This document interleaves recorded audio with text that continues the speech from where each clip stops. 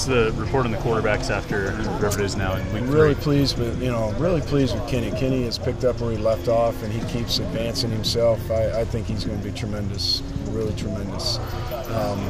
Really happy with what he's done so far. Been very consistent, played at a high level. Ricky's done a nice job. Ricky's had a lot of volume of offense thrown at him, plus the volume of defense that he sees every day. And Tuesday had a great day. We had another install today, and he had a little speed bump, but he'll find his way back through it and be okay next week. I mean, he's been a little up and down, but that's only just because of all the things he's seeing. What I love about him is he's a fighter, and he does an excellent job of retaining the information and coming out and reacting to it. So and more he's in what we're doing, the better he's gotten. His progress has been I'm pleased with, really good. We were talking Tuesday about the young group you guys have at tight end. How quickly do you guys want those three, or I guess need those three, to sort of come along and be a part of the offense? Well, right away, I love Charles Reeves' talent. His talent. I mean, there's not too many 285, 290-pound tight ends in the country. He can set an edge in the run game, just like all young players. He's learning the fundamental aspect of it, and that's where his growth is. He really is assignment sound, and he just has to become assured of technique more than anything else. But when he flashes really, he flashes big. He can be a force on the edge for us. And then Grant is Mr. Consistency, and Tyler, having played last year, he's picked up where he's left off, and his skill set's a little bit different. We can move him and use him as a pass receiver, outside the box. So all three of them have been really good. They're still, again, I think the two kids, Grant and Charles, are learning how to play with technique, but they're really doing a nice job. I'm pleased with them, and we're happy with all three of them. That's a good group. Would you want to use that spot more than you did last year, or through your career? Has that sort of been about what you've done with that position? I love the tight end position. I'd love to have the situation I had at Colorado, with Graham and Sibnewski and Kloppenstein. That was a pretty good one. So I would like to get that kind of. I love using the tight ends, because the tight ends, especially the guys who can play off the ball and can move, and who are pass matchups. That's a weapon in today's football, because they have to be everything. They have to be pass receivers, yes, run blockers, yes, but also involved in protection too.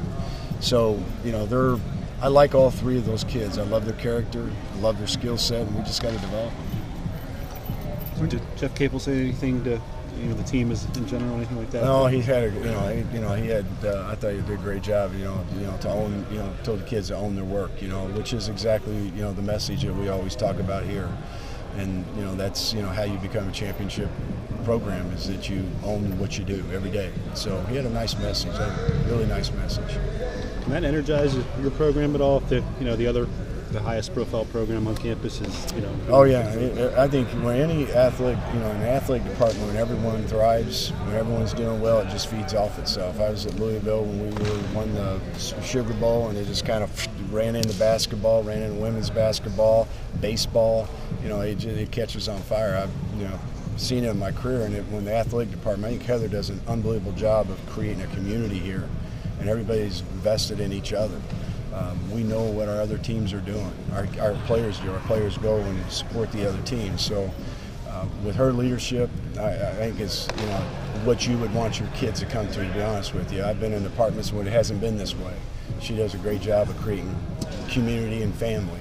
So yeah, it helps when we all win for each other. When you look back at last season, you're learning the personnel, getting to know the players throughout the year. Plus, you have quarterback kind of instability, things changing around. How much can it, or how does it affect you this year when you go into it? Presumably, assuming you have quarterback stability, you have a better feel for the personnel. How can it change or affect what you do? Well, it changes a lot, because the quarterback position is where you start. You got to be, every championship program, every team that wins, I don't care what level of football it is, I don't care what league it's in, has quarterback stability and has a championship quarterback. I believe we have that with Kenny. I really do. I think he's going to be really special. So starting with that, that takes, because those guys, he can make plays and put people in position that, you know, the average quarterback can't.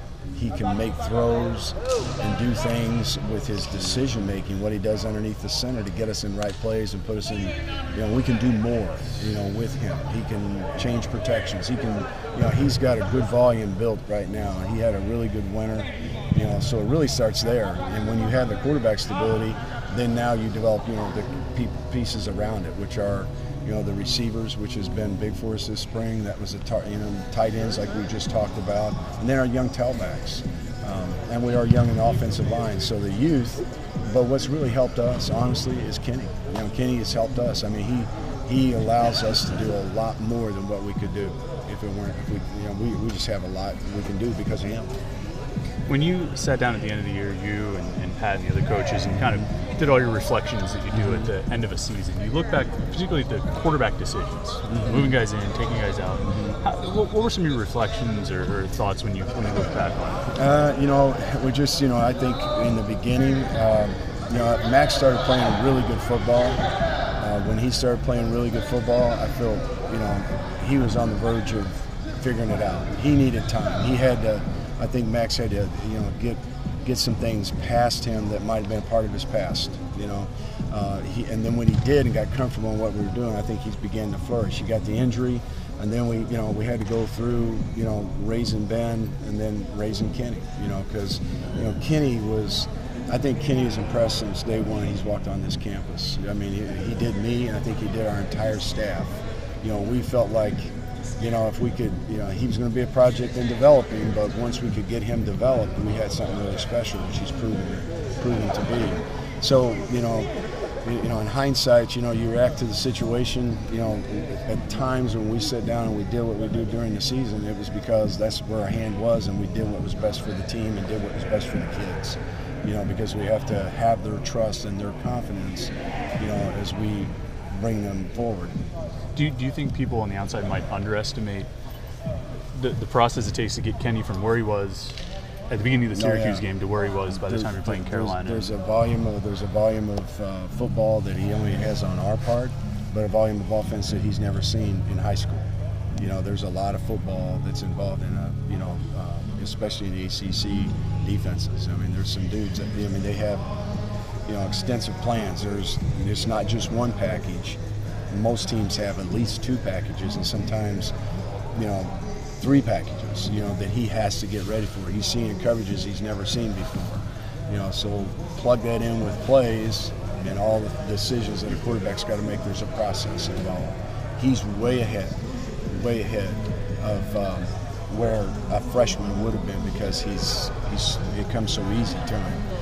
You know, I made a statement the other day, and I want to put a burden on his back, but he's the same type of student, or the same type of player in his natural instinctual part of it as Teddy Bridgewater. He's the same guy. And Teddy was a fast study, you know, and we had to raise him though. We had to get him through a season.